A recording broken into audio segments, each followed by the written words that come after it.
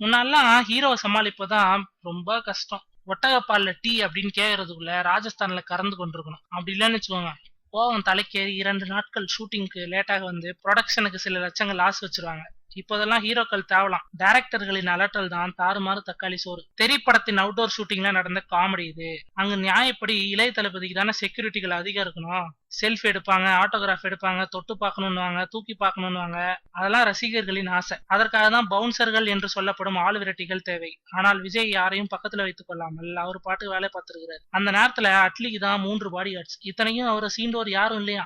இருந்தாலும் அட்லி எங்கு சென்றாலும் அவரை சுற்றி நிற்கும் இந்த பாடி கார்ட்ஸ் பிரதமரின் செக்யூரிட்டி போல சுற்றுமுற்றும் வேவு பார்ப்பது போல நடித்த கொடுமையெல்லாம் நடந்திருக்கிறது. இப்போதான் அதற்கு ரியாக்ஷன் காட்டுகிறார் விஜய். அட்லியுடன் இணைந்து ஒரு படத்தில் நடிக்க போகிறார் அல்லவா, அந்த படப்பிடிப்பில் நீங்க பாடி கார்ட்ஸ் வச்சுக்க வேணாம், பார்க்கவே சிரிப்பா வருது என்றாராம். வேடிக்கையாக சொல்லியிருந்தாலும் வாழைப்பழத்தில் ஊசியை செலுத்தியிருக்கிறார் விஜய். பழமே கொஞ்சம் பத்திரமா நடந்துக்கோங்க.